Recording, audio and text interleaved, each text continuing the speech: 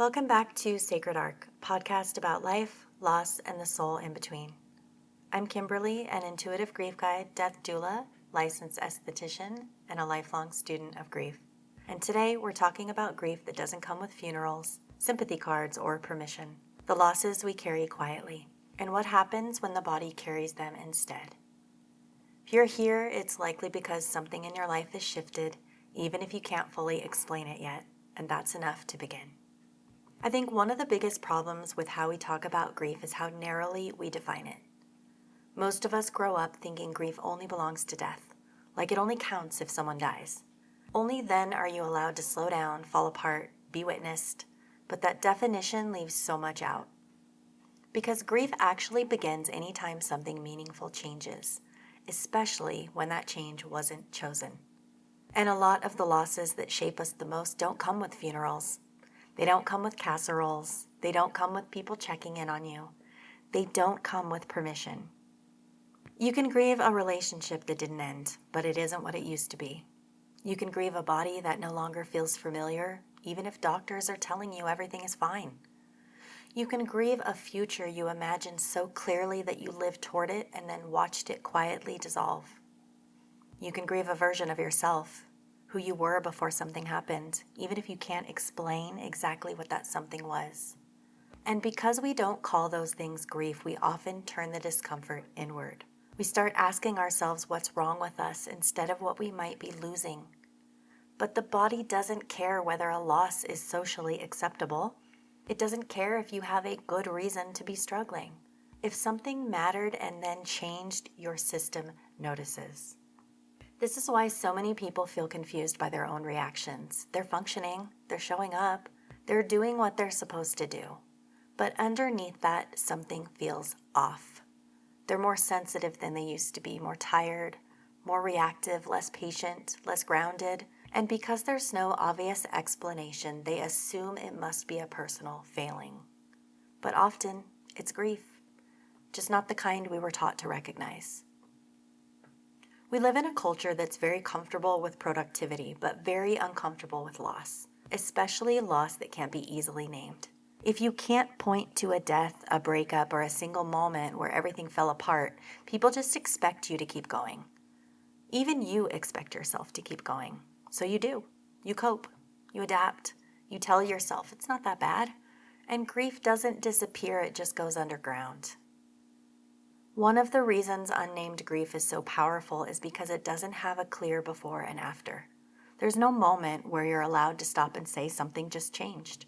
Instead, the change is gradual, subtle. You don't wake up one day grieving, you just slowly feel less like yourself. And when that happens, people don't say, "Of course you're grieving." They say things like, "You seem stressed. You're probably just burned out. Maybe you need a vacation." My personal favorite, "You look tired." Or, "Have you tried meditating?" And while those things aren't bad, they're often missing the point because grief isn't resolved by rest. Mindfulness doesn't name loss. Redefining grief means allowing yourself to say, something mattered to me, something changed, and my reaction makes sense. Even if no one else sees it, even if there's no clear label, even if you don't know how to talk about it yet. Grief isn't always loud. Sometimes it's quiet. Sometimes it's confusing. Sometimes it shows up as a vague sense that life doesn't feel the way it used to, and that still counts. When we widen the definition of grief, something important happens. People stop thinking they're broken. They stop blaming their bodies. They stop shaming their emotions, and instead, they begin to relate to their experience with a little more honesty. This episode, and really this whole podcast, exists to make room for that kind of grief. The grief that doesn't have a name yet. Grief that doesn't look dramatic or fit into neat little categories. The grief that lives quietly in the background of your life, because once grief is named, it becomes workable. Not easy, but workable. Unacknowledged grief doesn't disappear, it settles, and it often shows up physically before we ever have words for it. Because a lot of people don't feel sad in a way that makes sense. They don't wake up crying every day. They're still functioning, they still go to work, they're still showing up, but their body is telling a different story. This is usually where people start to think something is wrong with them. They'll say things like, I don't know why I'm so tense all the time, or I feel anxious for no clear reason. I'm exhausted, but I can't sleep. My digestion is off. My skin is freaking out. And because there's no obvious loss attached, they start treating the symptoms as isolated problems. But unacknowledged grief doesn't disappear. It settles, and it settles in the body first. For a lot of people, it shows up as chronic tension, especially in the shoulders, the jaw, the neck, that constant bracing feeling like your body never fully comes down. Even when you're resting, you're not really even resting. Anxiety is another big one. But not anxiety tied to a specific fear, but this low-grade, ever-present hum. It's just there. You're jumpier, you're more reactive, you're less patient. Your tolerance for noise, crowds, conversation, holidays, work stress, all of it shrinks. And you might tell yourself, I used to handle all of this just fine. I used to work fine under pressure. What's wrong with me now? Nothing is wrong with you. Your nervous system adapted to something and it just hasn't been given the chance to fully release it. Digestive issues are common too. The gut is deeply connected to safety. So when grief goes unnamed, the body stays in a subtle state of vigilance, and digestion is one of the first things to be affected. But people don't always connect those dots. They change their diet, they try supplements, they look for answers, but the root is still there. And yes, the skin can be a part of this too, and I'm going to give the skin its own section in a minute because it deserves that level of attention. But in general, this is what unnamed grief does. It pulls the body into translation mode. What I've noticed both personally and professionally is that the body doesn't wait for permission. If grief doesn't have language, the body becomes the translator. It says, pay attention, something shifted. Something is still unresolved. That's another part people don't talk about enough. Just because you're functioning doesn't mean your body feels safe. Just because you're not in crisis doesn't mean something hasn't lodged itself deep into your system. Grief that isn't named doesn't look dramatic. It looks like being tired all the time, snapping more easily, needing more space or quieter days, or feeling overstimulated by things that never bothered you before, and then judging yourself for all of it. I felt this myself. There were periods where I wasn't actively grieving in the way people expected. I wasn't crying all day, but my tolerance for things was so much lower.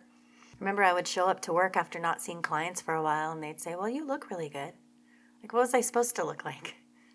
I wasn't actively grieving the way they thought. I looked normal. But crowds felt harder. Conversations felt heavier. The holidays felt overwhelming in a way I couldn't fully explain, and they still do. I don't celebrate them the same anymore. Work took so much more energy than it used to, and on the outside I was functioning. But inside, my nervous system was still protecting me. We live in a culture that asks the body to override itself, to push through, to power through, to get back to normal. But the nervous system doesn't work that way. It resolves through completion, not suppression. When grief is acknowledged, even quietly, something shifts. The body doesn't immediately relax, but it feels less alone, and that matters. Because healing doesn't begin with fixing symptoms, it begins with recognizing what the body has been holding. This is why I talk so much in this podcast about listening instead of correcting, about asking, what might I be carrying instead of what's wrong with me? That one shift changes everything. Because your body isn't betraying you, it's communicating. And once we understand that, we can start responding with compassion instead of frustration.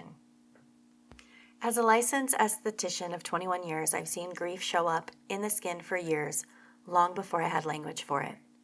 People would come in confused because nothing in their routine had changed, but their skin dramatically had. And that's because skin is directly connected to the nervous system. It's a boundary. It's protective. It's the largest organ of the body. And it reacts before the mind catches up. These clients, when they came in almost every day, they'd sit down and they'd say some version of, I don't know why I'm breaking out. My skin just started reacting out of nowhere. I haven't changed anything, same products, same routine, and one of my very first questions is always, are you under a lot of stress right now? Especially if I see breakouts from the cheek area down. And a lot of times my clients will pause, and then something comes out, a breakup, a divorce, a loss, a caregiving role, a chronic stress they've been minimizing. They'll say, I didn't think that mattered, but their skin already knew. I've seen rosacea flare during prolonged grief, sudden sensitivity after emotional upheaval, inflammation that just won't calm down, and it's not because the body is failing, it's because the body is adapting. And if we're only taught to treat the skin without treating the stress, all we're doing is chasing symptoms. When the nervous system is overwhelmed, skin responds by becoming more reactive. It's not punishment, it's protection. Your body is trying to create a boundary when something feels too much. This is why telling people to just relax doesn't work. You can't think your way out of a nervous system response. You can't logic your way back into safety. Safety has to be felt. And when grief goes unnamed, especially long-term or layered grief, the nervous system never gets the signal that it's okay to stand down. So it stays vigilant, hyper-aware, easily overstimulated, quick to react. And I want to say this clearly. This doesn't mean that anything is wrong with you. It's not regression, it's adaptation. Because your system learned something and it's doing its best to keep you safe. When we start listening to the body instead of fighting it, the conversation changes. Instead of asking, why is my skin betraying me? We ask, what has my body been carrying? Instead of saying, I need to get back to who I was, we say, who am I now and what do I need?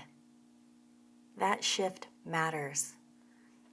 Because healing doesn't start with fixing, it starts with understanding, and the body responds differently when it feels heard.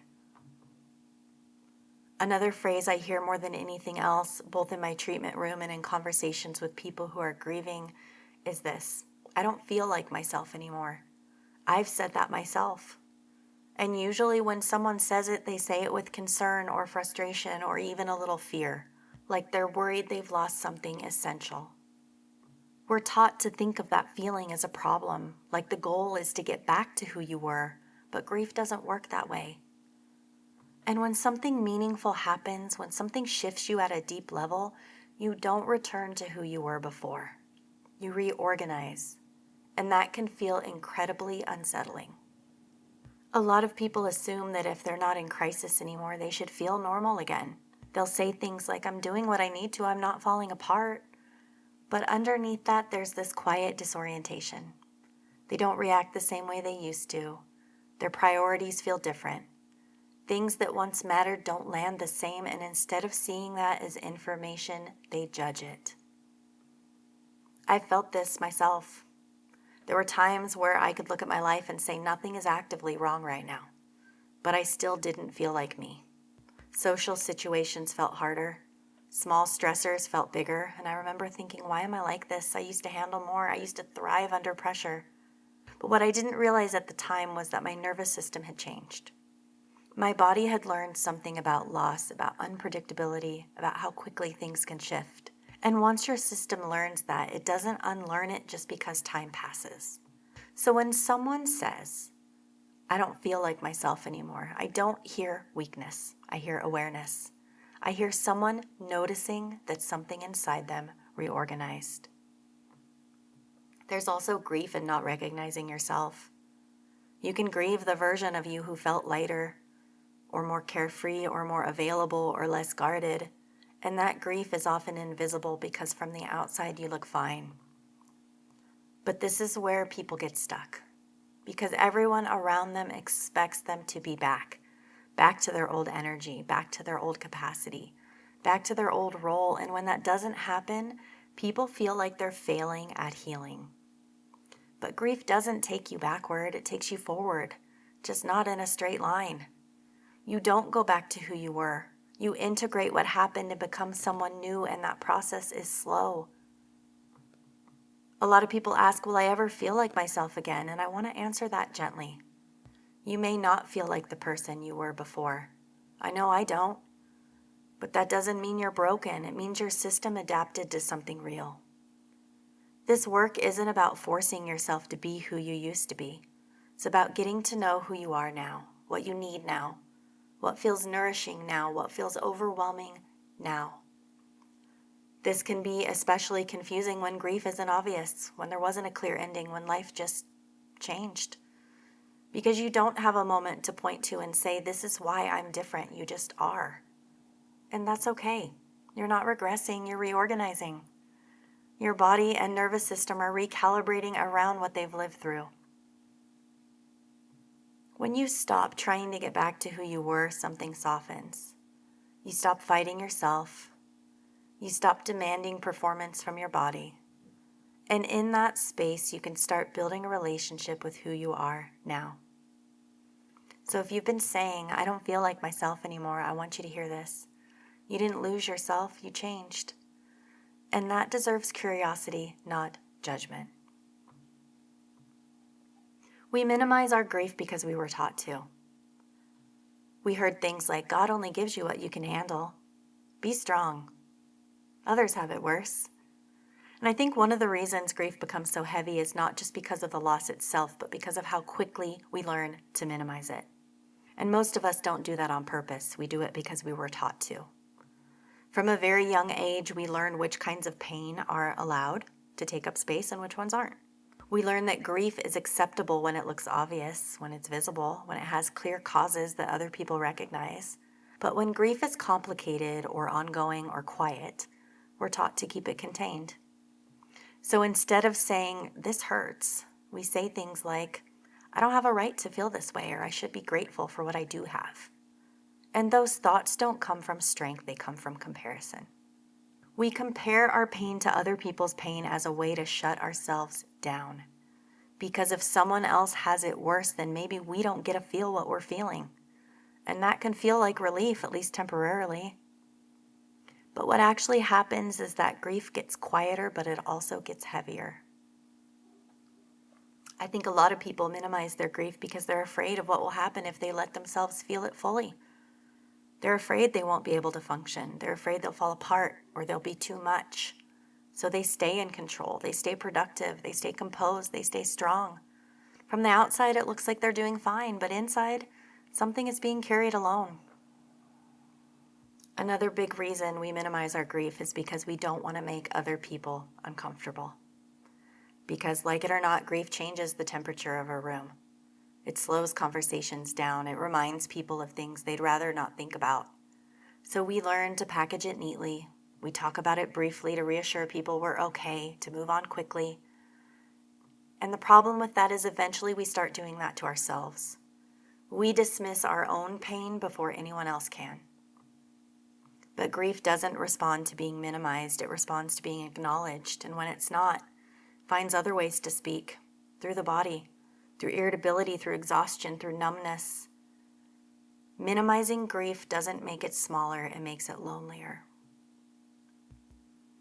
And I want to be clear, being seen does not mean being fixed. It doesn't mean being comforted with the right words. It just means not being alone with it. When grief is acknowledged, even quietly, the body responds. People often don't realize this, but the nervous system softens when it feels witnessed. The breath changes, the shoulders drop, the jaw unclenches, not because the pain disappears, but because it doesn't have to stay guarded. Being seen doesn't require someone to understand your grief perfectly. It doesn't require advice. It doesn't require perspective. It doesn't require silver linings. It just requires presence. And sometimes that presence comes from another person. Someone who listens without trying to make it better. Someone who doesn't rush you or minimize or compare. But sometimes being seen starts internally. It starts when you stop arguing with your own experience, when you stop telling yourself you shouldn't feel the way you do. I've noticed that when people finally allow themselves to say, "This mattered to me," something shifts. They don't suddenly feel better, but they feel less wrong, and that matters more than we realize. When grief is seen, people stop fighting themselves. They stop demanding their body hurry up and move on. They stop forcing normalcy where it doesn't fit yet, and in that space, something becomes possible. Not healing in the neat sense, but relationship. A relationship with their own experience. Being seen also restores dignity. It says your pain makes sense. Not because it can be explained away, but because it existed. That's why spaces like this podcast matter. Not because they solve grief, but because they allow it to exist without judgment. Grief doesn't need to be reframed to be valid. It doesn't need to be justified or turned into a lesson. It just needs to be allowed. When grief is seen, it doesn't disappear, but it stops screaming for attention. It stops hijacking the body. It becomes something you can carry instead of something that carries you. And that's where integration begins. Not in resolution, not in closure, but being met exactly where you are. Is there something in your life that changed quietly, that you never gave yourself permission to grieve? If so, you don't need to fix it. Just notice what comes up. Grief doesn't always announce itself. Sometimes it whispers. Sometimes it waits in the body. Sometimes it disguises itself as stress. Sacred Arc exists so those whispers don't have to stay silent forever.